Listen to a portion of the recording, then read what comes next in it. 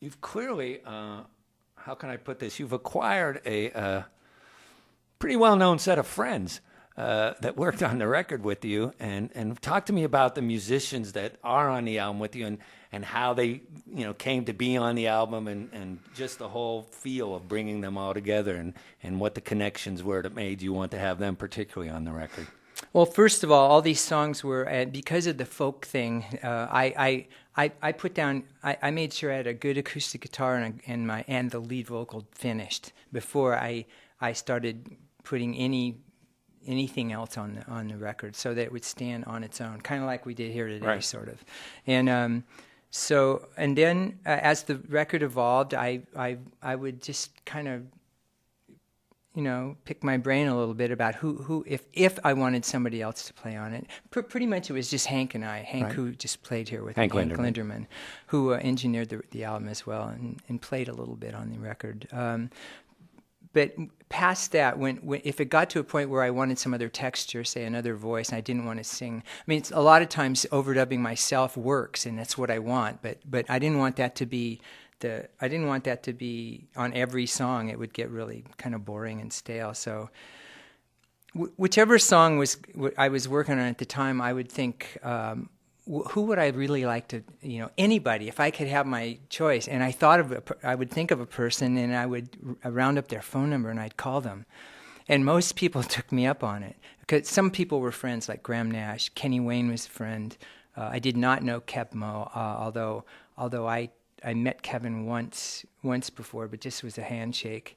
And I asked these people if I'm doing a project, are you interested in coming out to my studio? And pretty much everybody came. A few people turned me down, but it was either for logistics or they weren't interested. It doesn't really matter, but there's plenty of people to pick out. I mean, I thought I would just go for it. Right. I'm going to call, I'm going to find this. I would use management to find contacts, and then I would call them up. And that seemed to work pretty well. So that personalized it, and as you were, I guess as you were more or less looking at the basics of the songs that you had established, you heard in your head maybe Ben Montench doing keyboards on this, and you talked about how Keb Mo had influenced you, and you were really impressed with him. So you decided, as you said, to go, I could hear Graham singing harmony on this with me. And it literally turned into that kind of, I hear it in my head, you're going to hear it on the record. Yeah, I thought, I thought, why not just go for it, I mean, I had no idea if any of these people would do, well, a couple of people I knew would. Graham's a good friend. I knew if he had the time, he would do it. I met Bobby, Kid Rock, in London once outside of a hotel room, outside the hotel lobby. And my teenage son at the time was with me, and I said, "Hey, you know who that is?" And he said, "Yeah." And I said, "Let's go say hello." And I met him, and then I just kept. He was very friendly, very nice to my son. And then later on, I kept bumping into him in Malibu, and to where we finally swapped phone numbers, and we hung out a little bit. We went to a couple of his functions, and I just asked him, if he wanted to sing, and it really was the same story every time. Would you be into this? And most people said yes. The thing I really wanted, though, I wanted people in my studio. I didn't want to do any file sharing. You can, for anybody who doesn't know what that is, you can actually send through the ethers email, parts, and do it at your studio and send it back. But I wanted to do it, I wanted it all to be more personalized, more personal, because I wanted to be able to interact.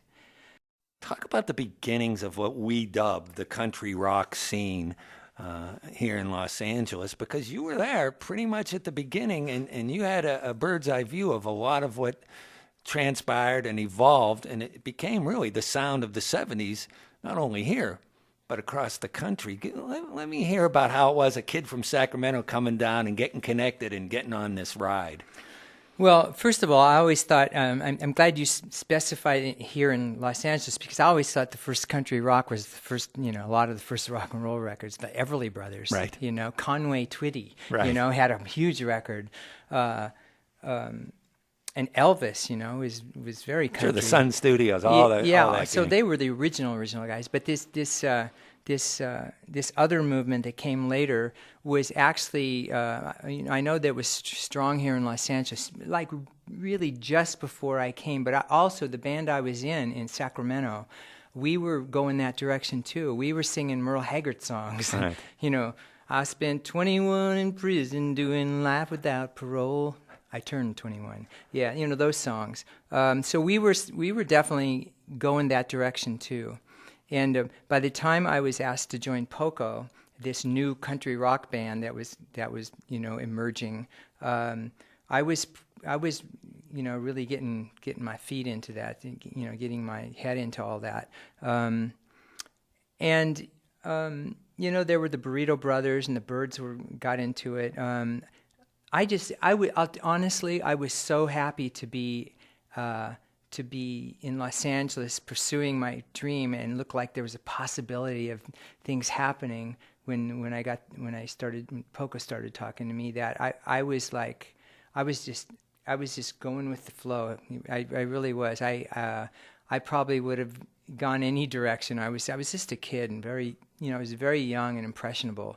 So it happened to be a genre of music that I could actually contribute to because of my singing abilities. And when I first sang, had an audition with Poco, it just like, I had no idea that it could be that it would work so well. I went away from that audition thinking like, wow, that sounded really good. I can do this.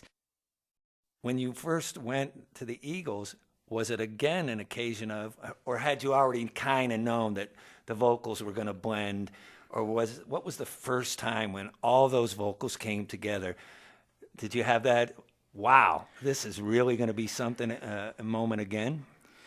Well, again, I was flabbergasted when I got the call, and Glenn called me and pretty much asked me if I wanted to be in the band, and I hadn't played a lick with them. I did play bass on one Linda Ronstadt track on the Heart Like a Wheel album with Don and Glenn a couple of years before. But that was one night.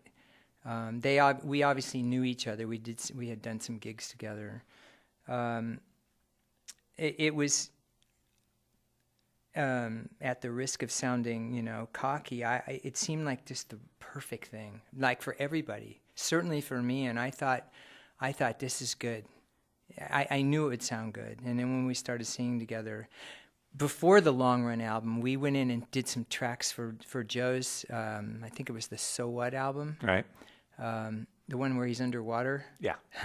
And that's where we all really sang together the first time. And it was good, and it was really exciting. So when you approach, those harmonies, you take a song like, the cover of Ian Matthews' Seven Bridges Road, and it stands. The harmonies are there, standing alone. How much, it's been said that the Eagles collectively are perfectionists. How much work goes into attaining those harmonies, and how much is it just a natural blend of voices? If you get a group of people who 2, 3, 4 people that have, I don't know how to say this. There are certain people who blend better than others. Right. There's certain people who can blend together where if it's 3 people, you can actually hear a 4th note sometimes, and it has to do with overtones. And I'm sure there's science involved here, but and I think that's something that we have, and it when we're singing strong and working out parts, that it just comes out. And not that it's not work, because everybody wants it to be really good, and so we might do it, 20 times to get, a line right. But I don't know how to explain it. It's again, sound corny, but it's a little magical.